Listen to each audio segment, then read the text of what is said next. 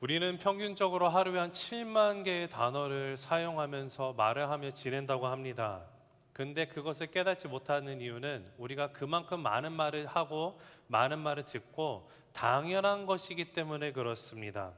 너무도 자연스럽게 우리는 말을 하고 살아가기 때문에 때로는 말이 가지고 있는 힘이나 영향력 또한 잊고 살아가는 때가 많습니다. 그러나 말의 중요성은 아무리 강조를 해도 지나치지 않습니다. 말이 얼마나 중요하면 속담 가운데 우리 속담에 어떤 것이 있죠? 말 한마디에 천냥빚을 갚는다고 합니다. 또한 몽골의 속담을 보면 칼의 상처나 아물어도 말의 상처는 아물지 않는다라는 속담 또한 있습니다. 근데 이 속담들이 공통적으로 담고 있는 의미를 보면 말에는 분명한 힘이 있다는 사실을 우리에게 일깨워 줍니다. 그것이 좋은 말이든 나쁜 말이든 말에는 분명한 힘이 있죠. 말에는 왜 힘이 있을까요? 그 이유는 입술을 통해서 말이 나온 것이 아니라 한 사람의 인생이 담겨 있는, 지금까지 살아온 그 삶에 담겨 있는 마음에서부터 나오는 것이, 표현되는 것이, 입을 통해서 나오는 것이 말이기 때문에 그렇습니다. 그래서 16세기 폴란드의 소설가 미콜라이 레이는 말은 마음의 초상이다라고 했습니다. 우리는 사람의 마음을 들여다볼 수가 없습니다. 그러나 그 사람이 하는 말을 보면 그 사람의 마음의 생김새를 알 수 있게 됩니다. 우리가 말은 입에서 나온다고 생각하지만 말은 입에서 나오는 것이 아니라 우리의 마음에서부터 담겨져 있는 것들이 입을 통해서 나오는 것이 바로 말입니다. 한번 같이 읽어보실까요? 시작. 말은 입에서 나오는 게 아니라 우리의 마음에서부터 담겨있던 것들이 입을 통해서 나오는 것이다. 오늘 본문 45절도 동일한 말을 하고 있습니다. 선한 사람은 마음에 쌓은 선에서 선을 내고 악한 자는 그 쌓은 악에서 악을 내느니 이는 마음에 가득한 것을 입으로 말함이라. 내 마음에 가득 쌓여 있는 것들이 나의 입을 통해서 표현되는 것이 말이다라고 우리에게 분명히 말씀을 하고 있습니다. 아까도 말씀드렸지만 오늘 제가 여러분과 나눌 거는 너무도 뻔한 얘기예요.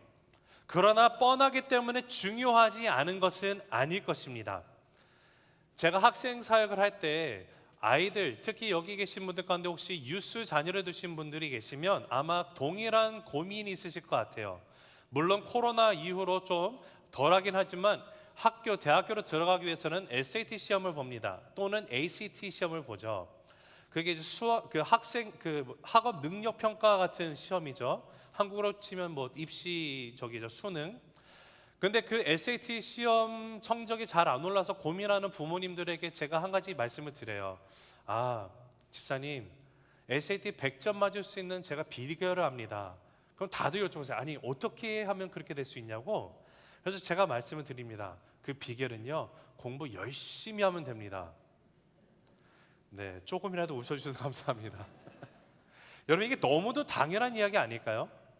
너무도 뻔한 이야기다 보니까 아니 목사님 뭘 그걸 말이라고 하십니까? 네, 맞습니다. 너무도 뻔한 사실이기 때문에 뻔한 얘기를 하면 이것이 좀 민망할 정도로 뻔할 수도 있어요. 하지만 문제가 있는데 너무 뻔한 이야기라 할지라도, 너무 잘 알고 있는 사실이다 할지라도, 이것이 옳은 이야기라 할지라도 우리들이 삶 속에서 잘 행하면서 살아가지 못한다라는 그런 부족한 모습이 있다라는 사실입니다. 오늘 제가 말씀 제목을 세상을 바꾸는 언어라고 아주 거창하게 적어놨습니다. 세상을 바꾸는 언어에는 분명한 힘이 있고요. 그러나 우리가 사용하는 언어가 분명히 하나님이 보시기에 합당한, 하나님의 우리의 삶을 통해서 나타내게, 드러나게 원하시는 그 언어의 말의 열매가 맺힐 때 분명히 저와 여러분을 통해 이 세상이 변화가 될 줄로 믿습니다. 자, 그러면 오늘 여러분과 뻔한, 정말 들으면 너무도 당연하게 들릴 만한 이 이야기를 통해서 오늘 본문처럼 내 입에서 나오는 말의 열매가 많이 맺히게 되는 2022년도의 하나가 되기를 함께 소망하면서 오늘 말씀 가운데 세 가지를 여러분과 나누도록 하겠습니다. 세상을 바꿀 수 있는, 내 삶을 바꿀 수 있는 하나님이 우리에게 주시는 첫 번째 말씀은 바로 감사합니다입니다. 한번 같이 말하실까요? 감사합니다. 네, 옆에 분에게도 한번 인사하겠습니다. 감사합니다. 앞뒤 분에게도 감사합니다. 인사하십시다. 네, 데살로니가전서 5장 18절을 함께 읽겠습니다. 준비, 시작. 범사에 감사하라. 이것이 그리스도 예수 안에서 너희를 향하신 하나님의 뜻이니라. 아멘. 범사에 감사하라. 모든 일에 감사하라. 명령이에요. 명령인데 왜 우리에게 이 명령이 주어졌습니까? 하나님의 뜻이라고 분명히 선포를 합니다. 근데 이 뜻은 누구에게 주어진 것입니까? 예수 그리스도 안에 있는 자들에게 주어지는 것이에요. 즉 범사에 감사하는 것은 우리가 인간으로서 불가능한 것입니다. 세상 사람들은 범사에 감사가 있을 수가 없습니다. 그럼에도 불구하고 크리스찬이 범사에 감사할 수 있는 것은 예수 그리스도 안에 발견이 되어졌고, 예수 그리스도 안에 있는다라는 사실은 내가 내 능력으로 내 힘으로 감사하는 능력이 없지만 하나님이 내 안에 계시는 성령 하나님이 계시기 때문에 하나님 안에서 내가 감사할 수 있는 그 뜻을 온전히 살아갈 수 있는 존재로 부름을 받은 존재가 크리스찬이라는 것입니다. 범사에 감사하는 인생, 입술에 감사합니다가 담겨있는 인생의 시작은요 굉장히 중요해요. 그런데 많은 경우에 우리의 삶을 들여다보면 생각보다 나의 입술 가운데 감사합니다라는 그 단어가 많이 담아져 있지 않음을 발견하게 됩니다. 우리가 정말로 진정으로 감사를 하기 위해서는 어떻게 해야 될까요? 고린도전서 2장 12절에서 그 답을 찾아볼 수 있는데, 고린도전서 2장 12절 같이 한번 읽어보겠습니다. 시작.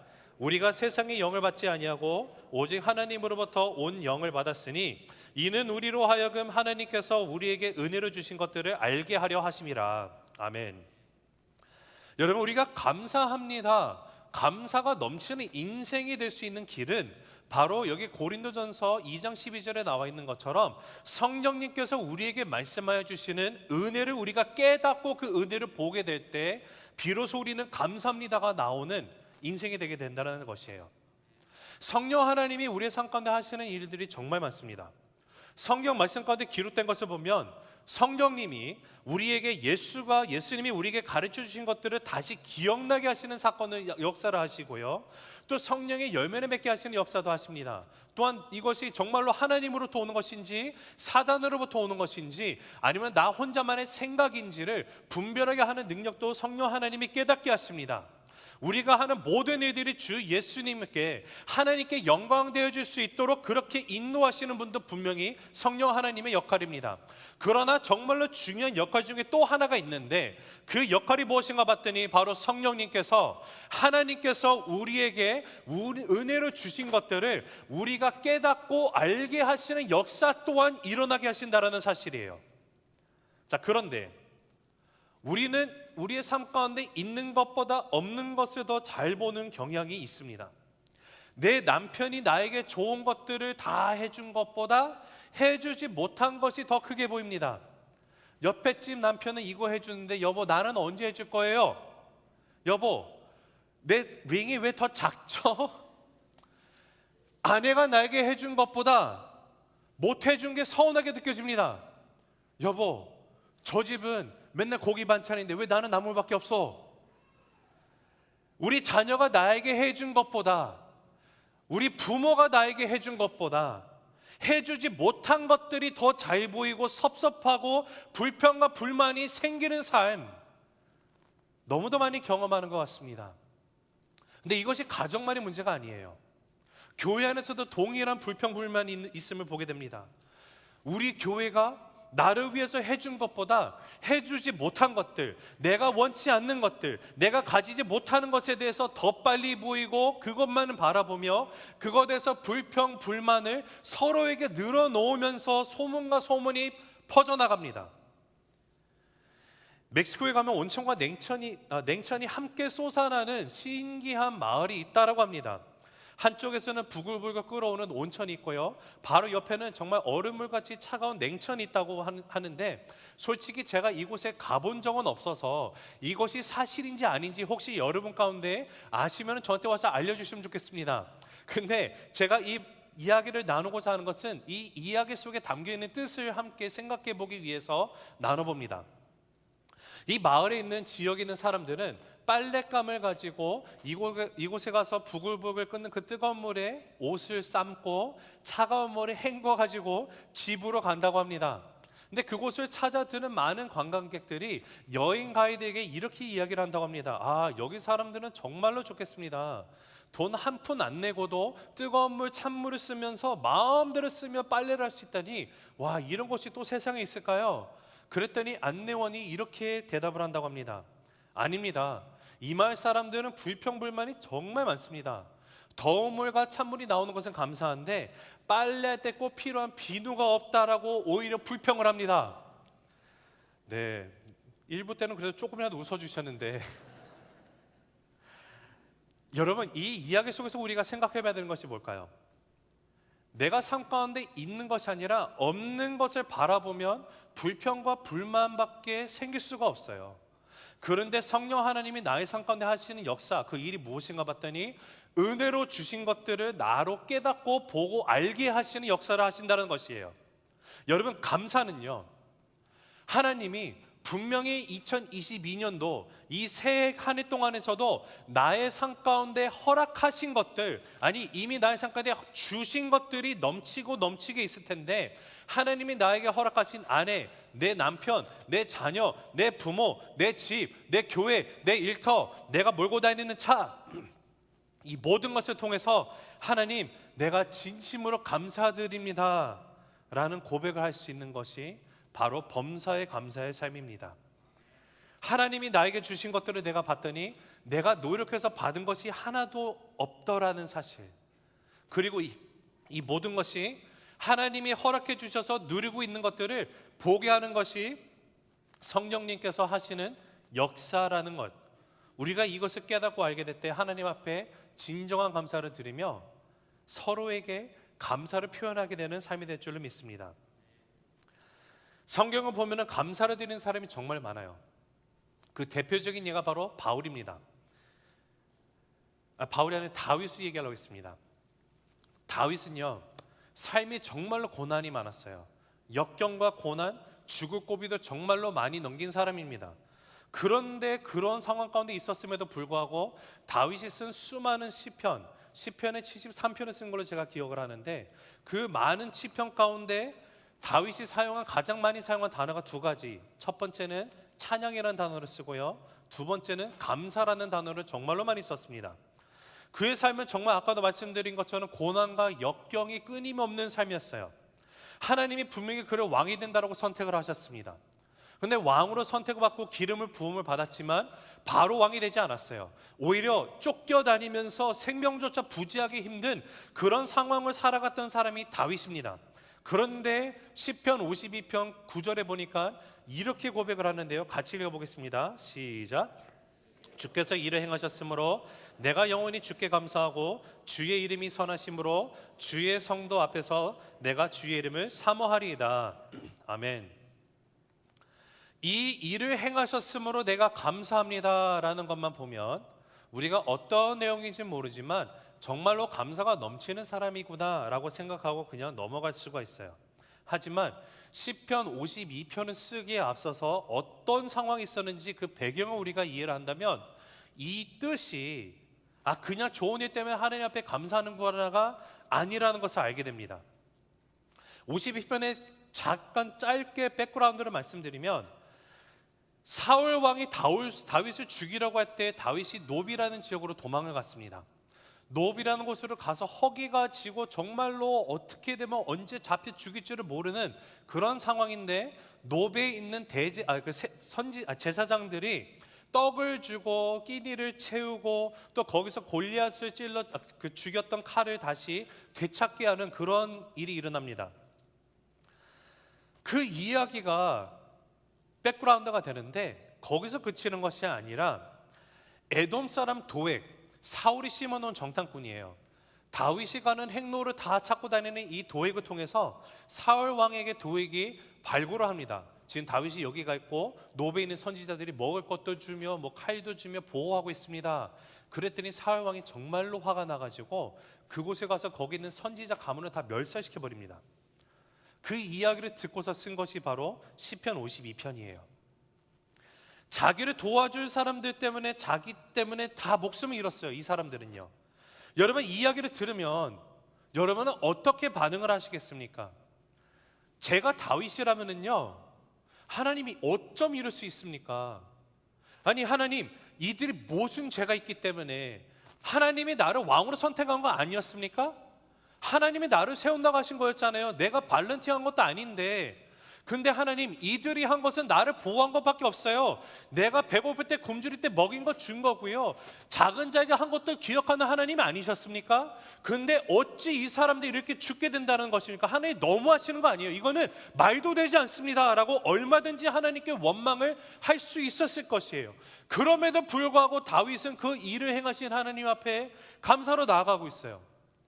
자, 그럼 또 이 시간 이런 생각하는 분이 있을 것 같아요.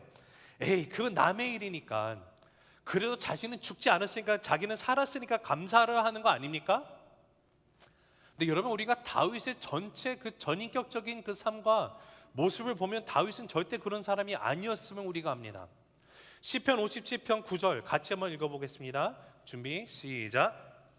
주여, 내가 만민 중에서 주께 감사하며 문 나라 중에서 주를 찬송하리라.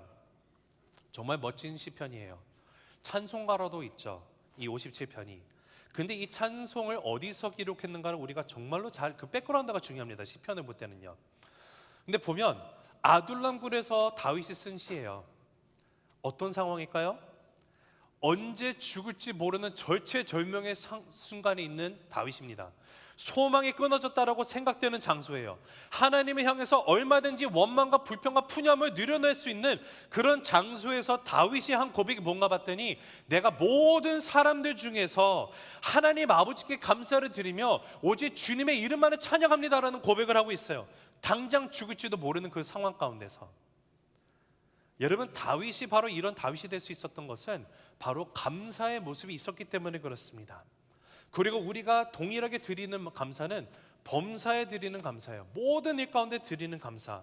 주님께서 우리에게 은혜를 베풀어 주신 모든 것들, 그것을 내가 온전히 성령 하나님 안에서 바라보기 시작할 때, 여러분, 그때 비로소 우리는 감사합니다의 고백이 저절로 흘러 넘치게 될 줄로 믿습니다. 여러분, 2022년도 이 새해 가운데 여러분은 한 해를 살아가면서 무엇을 바라보며 살아가기를 원하십니까? 혹시 내가 가지지 못한 것, 내가 힘들었던 것 중에 그것들을 집중하며 그것들을 바라보며 불평과 불만으로 살아가시겠습니까? 아니면 하나님이 나의 삶 가운데 은혜로 주신 것들을 내가 온전히 바라보며 주님 앞에, 그리고 서로에게 감사합니다의 고백이 넘치는 그 삶으로 나아가시겠습니까? 감사의 열매가 여러분의 삶 가운데 차고 넘치게 되기를 간절히 주님의 이름으로 축복합니다. 여러분, 그런 의미에서 여러분 이 시간 다시 한번 옆에 사람에게, 앞뒤에 계신 분들에게 감사합니다, 정말 감사합니다라고 한번 다시 한번 인사하시겠습니다. 네, 세상을 바꾸는 언어, 나의 삶을 변화시키는 언어, 두 번째는 미안합니다입니다. 한번 같이 읽어보실까요? 미안합니다. 미안합니다. 느헤미야서 1장 6절입니다. 같이 읽겠습니다. 시작. 이제 종이 주의 종들인 이스라엘 자손을 위하여 주야로 기도하오며 우리 이스라엘 자손이 주께 범죄한 죄들을 자복하오니 주는 귀를 기울이시며 눈을 여시사 종의 기도를 들으시옵소서. 나와 내 아버지의 집이 범죄하여. 아멘. 지금 느헤미야의 상황이 어떻습니까? 느헤미야는 예루살렘에 있지 않습니다. 페르시아에 있는 사람입니다. 바벨론의 포로로 잡혀가서 그곳에서 살던 사람 가운데 하나가 느헤미야예요.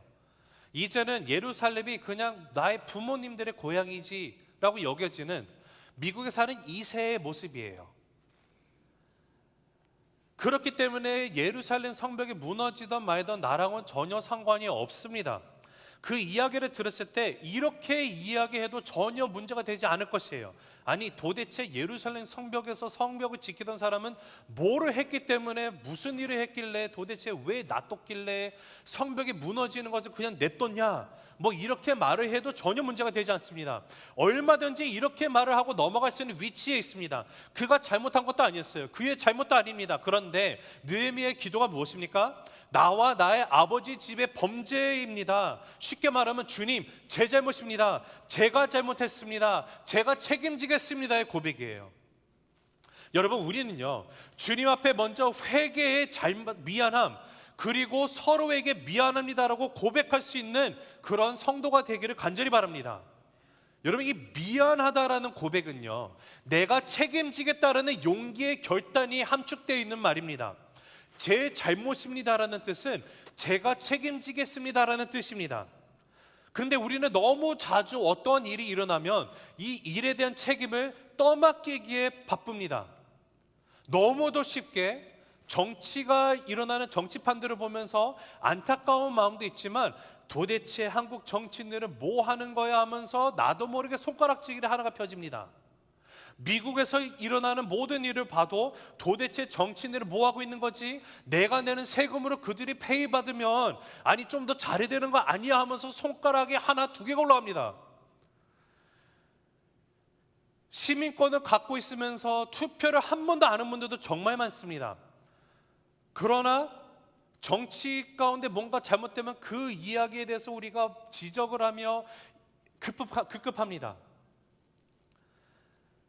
우리는요, 조금만 잘못되면 다른 사람에게 금방 손이 향하는 우리의 연약한 모습이 있음을 종종 보게 된다는 사실이에요.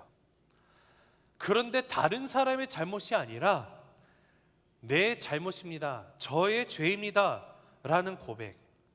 여러분, 느헤미야처럼 자기가 잘못한 것이 하나도 없음에도 불구하고 그것을 나의 책임으로 받아들이고 그냥 입술로 고백하는 데서 그치는 것이 아니라 정말 예루살렘으로 돌아가 성벽을 건축하는 일에 자신을 헌신하게 되는 그 고백이 바로 미안합니다의 고백입니다.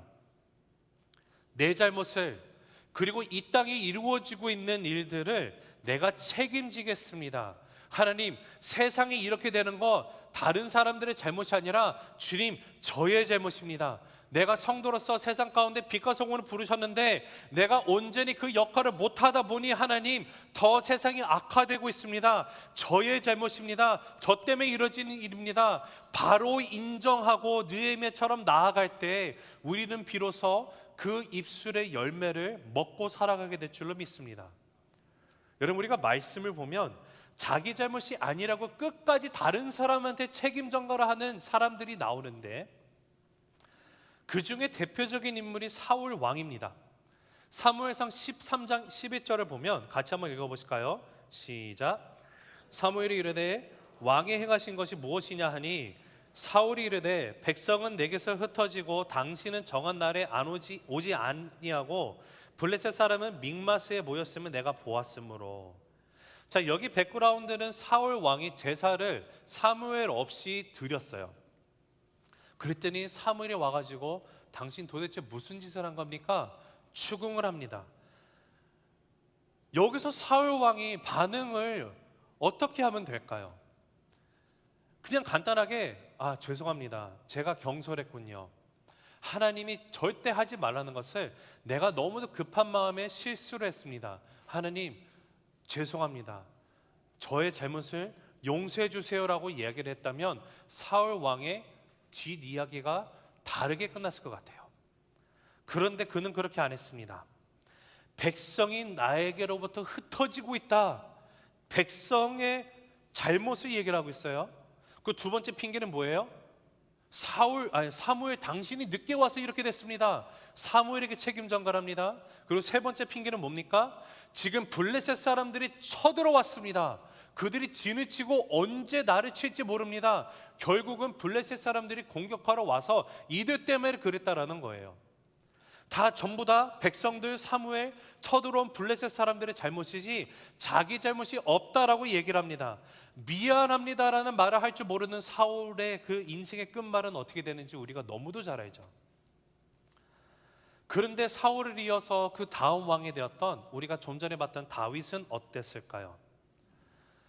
솔직히 다윗이 사울보다 더 나은 점이 있을까라는 생각이 들 정도로 어마어마하게 큰 죄, 더 심한 죄를 지은 사람이 다윗입니다. 자기가 평생 아끼고 사랑하던 우리야 장군의 아내가 목욕하는 장면을 봤어요. 근데 목욕하는 장면을 보는 것까지는 본인이 어떻게 할 수가 없었겠죠. 그러나 보면 그냥 들어갈 것이지 왜 거기서 묵상을 합니까? 묵상을 하다가 어떻게 합니까? 어머나, 불렀어요. 그래서 하지 말아야 되는 짓을 행합니다. 그리고 아이가 생겨요. 어떻게 합니까? 거기 가서 그래도 죄를 고백하면 됐을 텐데 이걸 어떻게 덮지? 우리아를 최전방으로 보냅니다. 우리아를 죽게 만들어요. 죄가 덮입니다. 이 사실을 숨길 수 있었을까요? 선지자가 옵니다. 나단이 와가지고 모든 죄를 밝힙니다. 다윗의 반응이 어땠습니까? 여러분, 만약에 오늘날 대통령이 그런 간통죄가 있었어요. 누군가를 간통을 했습니다. 근데 그것이 밝혀졌어요. 그러면 어떤 반응이 일어날까요? 당장 임피치먼트가 나올 거예요. 저 사람 탄핵할 거예요. 대통령 탄핵. 어떻게 저런 사람이 국가의 나라의 원수가 될 수 있습니까? 몰아내자고 엄청나게 욕을 하고 나아갈 겁니다. 근데 다윗은요, 그 죄악이 온전히 드러났을 때 다윗이 그 당시에 왕입니다. 얼마든지 죄가 막 쌓였으니까 하나 더 죄 짓는다고 뭐가 달라질까? 나단을 죽여가지고요, 아무도 모르게 묻을 수 있어요. 설령 누가 그거를 발견한다 할지라도 누구도 다윗에게 뭐라고 할 수 있는 사람이 없습니다. 왜요? 한 나라의 왕입니다. 그러나 그 이야기를 듣고 잘못을 깨닫고 주님 앞에 다윗이 한 고백이 뭐였습니까? 주님, 제가 잘못했습니다. 용서하여 주시옵소서. 미안합니다의 고백이 있었어요. 그 고백이 우리가 너무도 잘 아는 시편 51편의 고백이에요.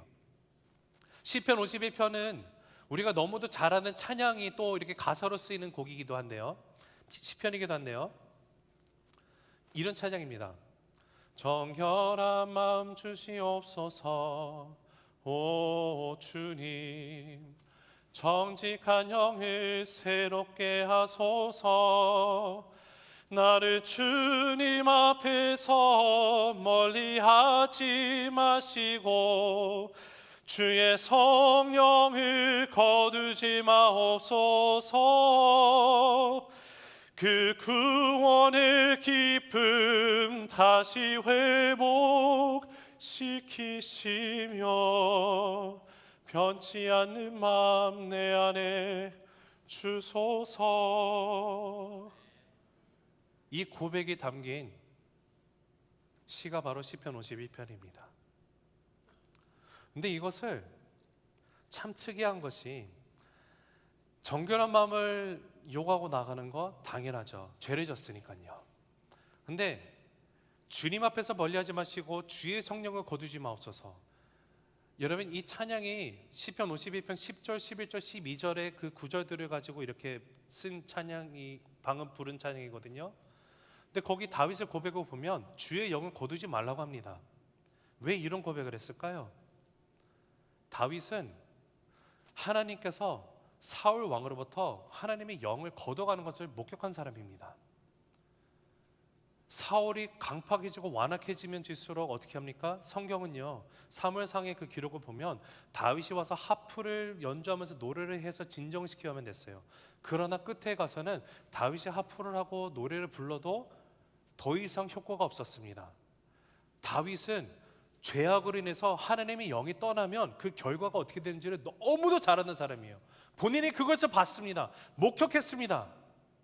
근데 본인의 죄로 인해서 혹여나 동일한 결과가 나타나진 않을까 울부짖고 나가는 거예요. 하나님, 용서하여 주시옵소서. 주의 영을 거두지 마옵소서. 주님의 그 구원의 기쁨이 다시 회복되길 원합니다. 내 안에 다시는 변찮은 마음을 허락하여 주시옵소서. 52편 1절에 3절에 이렇게 쓰여 있습니다. 하나님이여, 주의 인자를 따라 내게 은혜를 베푸시며 주의 많은 긍휼을 따라 내 죄악을 지워주소서.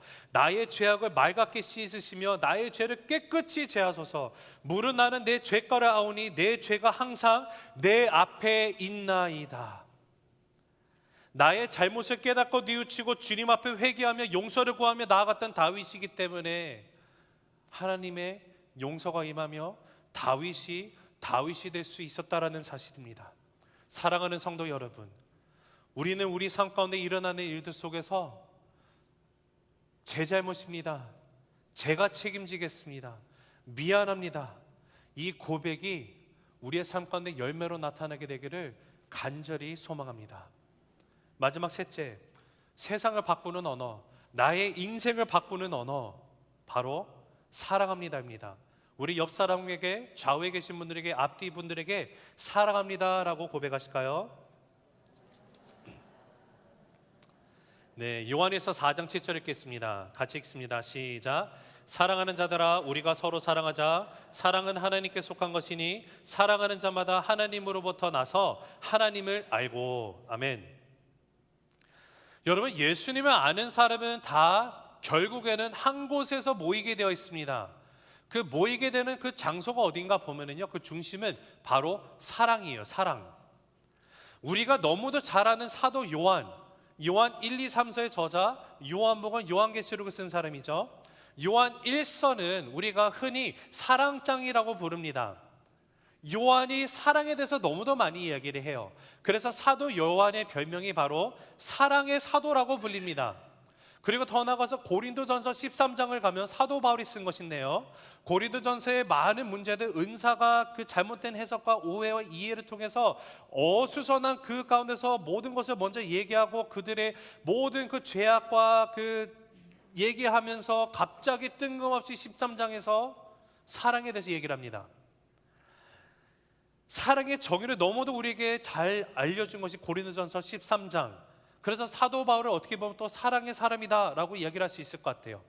그러나 사도 요한도 사도 바울도 정말로 성격이 불같은 사람이었던 거 여러분 아시죠? 사도 요한이 누구입니까? 사도 요한의 별명이 바로 우레의 아들, 번개의 아들이었습니다. 실질적으로 예수님이 사마리아 땅을 지나가게 원하셨어요. 지나가는데 거기서 복음을 전하기 원하셨던 예수님의 선한 의도가 있었지만 사마리아 사람들이 다 거부를 합니다. 못 들어오게 합니다. 완전 문전박대 당했어요. 그랬더니 요한이 열받아서 하는 말이 무엇입니까? 주님, 제가 지금 하늘의 명예 가지고 번개가 내려서 이제 다 볶아버릴까요? 이렇게 얘기를 하는 사람이었어요. 얼마나 성격이 급하면. 그래서 우레의 아들이에요. 우레의 아들. 사도 바울은 어떻습니까? 자신이 정말로 예수님을 그 다메섹 도상에서 만나고 그가 사도됐다는 것을 모두가 의심하고 있는 상황 가운데서 1차 선교 여행을 나갈 때 바나바와 바울을 안디옥 교회에서 파송시켜줬습니다. 솔직히 바나바가 아니었으면 바울이 그런 사역을 할 수 있는 그런 처지가 아니었어요. 바울이 챙겨줬습니다. 자기 의견이 어쨌든 바나바가 품어줬던 사람인데 어떤 일이 일어납니까? 선교 1차 여행이 끝나고 난 다음에 바나바와 바울이 엄청나게 심하게 싸웠더라라고 성경이 기록을 하고 있어요. 완전 대판 싸운 거예요. 대판 싸워서 서로가 갈라질 정도로 한석경한 것이 바로 바울이에요. 그런데 이들이 다 어디서 만나게 되는가 봤더니 사랑에서 만나요. 왜 그럴까요? 여러분, 우리 신앙생활의 결승점은요, 사랑이에요. 사랑. 왜냐하면 하나님이 사랑이시기 때문에 그렇습니다. 그래서 우리는 사랑에서 다 만날 수밖에 없어요. 아니, 사랑에서 만나야만 합니다.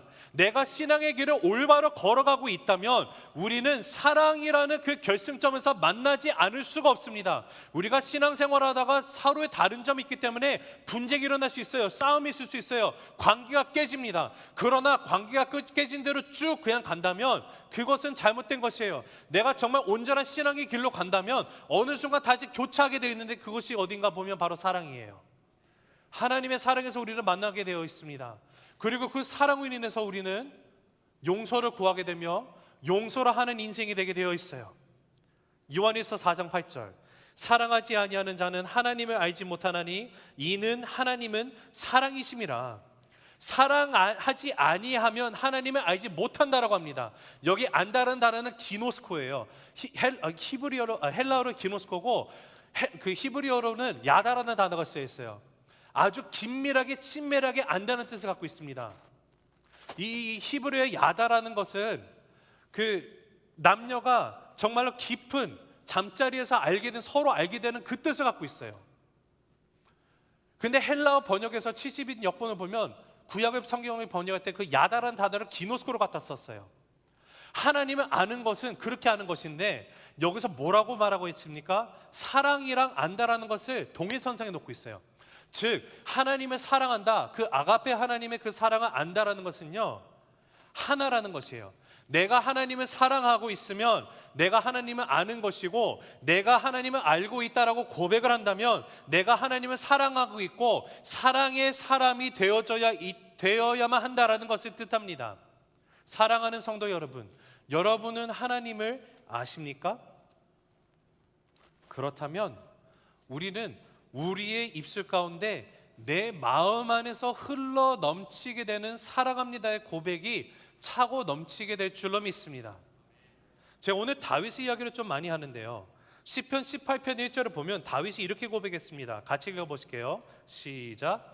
나의 힘이신 여호와여, 내가 주를 사랑하나이다. 자, 영어 성경을 보면 I love you, O Lord, my strength. 먼저 사랑의 고백을 먼저 하고 되어 있어요. 사랑합니다가 먼저 고백이 되어 있어요. 여러분, 하나님을 향해서 우리가 내 영혼 그 깊은 속에서부터 흘러나오는, 깊은 내면에서 흘러나오는 그 사랑의 고백이 나오게 되는 것, 이것이 바로 하나님이 저와 여러분을 향해서 원하시는 사랑합니다의 언어인 줄로 믿습니다. 또한 그 사랑의 고백을 하나님 앞에만 드리는 것이 아니라 서로를 향해서 그렇게 사랑을 고백하게 되는 저와 여러분이 되기를 간절히 주님의 이름으로 축원합니다. 의학계에 보면 마라스무스라는 병이 있습니다. 마라스무스, 아주 이상한 희귀병이에요. 근데 이 병이 주로 누구한테서 발견되는가 보면 전쟁 시 발생한 고아나 외롭게 자란 사람들이 걸리는 병이라고 합니다. 이 병에 어떤 특징이 있냐면 시름시름 앓다가 면역력이 약해지고요, 힘이 빠지고 앓다가 결국에는 그냥 죽게 되는 병이에요. 그래서 실질적으로 진짜 있는 병입니다. 이 병의 증상을 찾기 위해서 수많은 연구가 있었습니다. 왜 이 병이 발생하는가, 그 이유를 찾기 위해서 많은 연구를 하다가 결국에 그 병의 이유를, 원인을 찾게 되었는데, 그 원인이 무엇인가 봤더니 바로 사랑 결핍이었어요. 여러분, 사랑 결핍증이 생기면 사람이 병들어 시들어 죽게 된다는 사실을 알게 된 것이에요. 근데 이 병을 치유하기 위한 약도 찾았습니다. 무슨 먹는 약을 개발한 것이 아니었어요. 그저 매일 그들에게 가서 꼭 끌어안아주며 당신을 사랑합니다. 당신은 사랑받는 존재입니다. 당신은 하나님이 너무도 사랑합니다. 내가 여기서 당신을 사랑해주기 위해서 왔습니다. 그냥 안아주고 그 고백을 해줬더니 그 고백을 통해서 그들의 삶 가운데 건강을 서서히 찾아가게 되었다는 것을 보게 되었어요. 여러분, 사랑합니다, 그 고백이 저와 여러분의 삶을 가득 채우게 되기를 간절히 소망합니다. 예수님이 승천하시기 전에 자신을 배반하고 죄책감으로 갈릴리 바다, 디베랴 바다로 돌아가서 어부로 돌아갔던 베드로, 여러분 기억하시죠? 그 베드로를 예수님이 다시 찾아왔던 사건이 요한복음 21장에 기록이 되어 있습니다. 근데 예수님이 오셔가지고 베드로에게 단 한 가지 질문만 하셨던 거 여러분 또 기억하실 거예요. 네가 나를 정말 사랑하느냐? 예수님이 다른 거 묻지 않더라고요. 저는 그 말씀을 보면서 묵상하면 항상 이런 생각을 해봐요. 만약에 내가 예수님이었으면 어떤 질문을 했을까? 근데 제가 누군지 압니다. 한영근이라는 사람은 적어도 직선적으로 얘기 안 할지 몰라도 너 그래 나 배반했더라, 기분이 어떻지? 내가 분명히 얘기하지 않았니? 너는 왜 내 말을 믿지 못하니? 왜 그랬니? 그래서 지금은 마음이 편하니? 내가 너를 통해서 교회를 세운다고 했는데 너 그 교회가 세워질 준비는 해놨니? 네가 너무 많네요. 근데 예수님이 물어보신 질문이 딱 하나예요. 내가 나를 사랑하느냐? 여러분, 그 사랑의 고백을 들으신 후에 예수님은 자신이 이 땅에 오신 이유를 다시 한번 상기시켜 주시면서 베드로의 그 사랑의 고백 가운데 이제는 예수님이 시작하신 일을 네가 완성하렴 말씀하시면서 내 양을 먹여라, 내 양을 치라, 내 양을 먹여라 말씀하시면서 사명을 주십니다. 베드로가 주님 앞에 사랑합니다 3번 고백하는 그 고백을 들으신 후에 허락해 주셨어요. 이 말씀을 묵상할 때 제가 깨닫게 되는 것은 하나였어요. 아, 하나님이 내 삶 가운데 원하시는 것은 무엇인가 내가 잘해서 성과를 나타내고 드리는 것이 아니구나. 하나님은 내가 무엇인가 실수 없이 하는 것을 원하는 것이 아니구나. 그저 주님, 내가 주님을 정말 사랑합니다. 이 고백을 받길 원하시는구나. 왜 그럴까요? 그 사랑의 고백 가운데 모든 것이 담겨 있기 때문에 그래요. 또한 저와 여러분이 서로가 서로를 향해서 예수님의 말씀하신 것처럼 내가 너희를 사랑한 것 같이 너희도 서로 사랑하라. 그러할 때 세상이 너희로 하여금 나의 제자임을 알게 되리라 하신 그 말씀처럼 우리가 서로를 향해 그렇게 사랑합니다 고백하는 곳에 하나님께서 허락하신 귀하고 아름다운 일들이 분명히 이 세상 가운데, 이 땅 가운데 우리를 통해서 일어나게 될 줄로 믿습니다. 말씀을 맺습니다. 형제교회 와서 사역한 지 벌써 6년이 되었습니다. 저에게는 정말 1, 2년과 같은 시간이었어요. 2016년도에 이곳에 왔고 정말 그 훌륭하신 권주 목사님을 소문으로만 붙었던 분을 뵙게 됐습니다. 근데 우리 가족이 왜 이곳에 와서 그 사역을 하게 되었을까? 저는 원래는 침례교 목사입니다. 근데 장로교에서 사역을 한 것은 형제교회가 처음입니다. 교단이 다른 저를 권주 목사께서 흔쾌히 와서 같이 함께 사역하자라고 예스해 주시고, 근데 하나님이 이렇게 저희 가족을 보내주신 것을 생각할 때 제가 한번 고민을 해봤어요. 이 말씀을 준비하면서 제가 성도님들과 어떤 이야기를 나눌 수 있을까? 근데 제 안에 지난 6년간 하나님이 부어주신 은혜가 떠오르게 하시면서 감사합니다의 고백밖에 나오지 않았어요. 정말 부족한 목회자를 이곳에 인도하신 하나님, 훌륭한 목사님과 또 많은 성도님들을 통하여서 정말 제가 목회자로 세워져 가는 것을 경험하게 하신 하나님 인해서 너무도 감사하더라고요. 여러분 정말 감사드립니다. 그리고 혹시나 제가 알게 모르게 의도치 않게 여러분에게 상처를 드렸던지 저 때문에 마음에 어려움이 생긴 분이 계시다면 정말 이 자리를 빌어 고개 숙여 사과드립니다. 죄송합니다.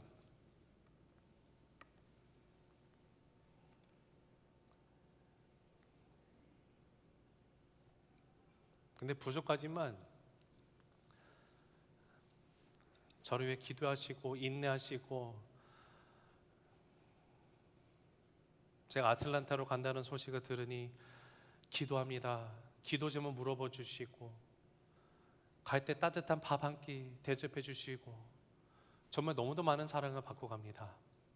여러분 정말 형제교를 통해서 받은 사랑 갚을 길이 없습니다. 근데 정말로 감사드리고 정말로 죄송하고 그리고 정말로 사랑합니다.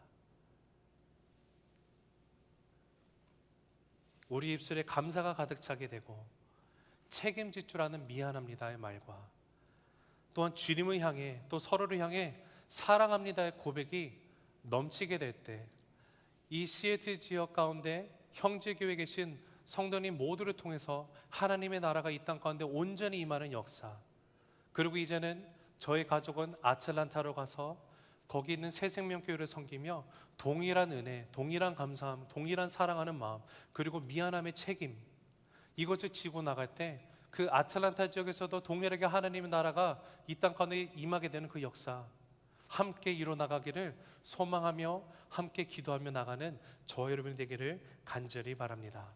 기도하시겠습니다. 사랑의 아버지 하나님 감사합니다. 아버지 하나님, 오늘도 우리들 주님 앞에 나와 이렇게 예배할 수 있게 하심을 감사드립니다.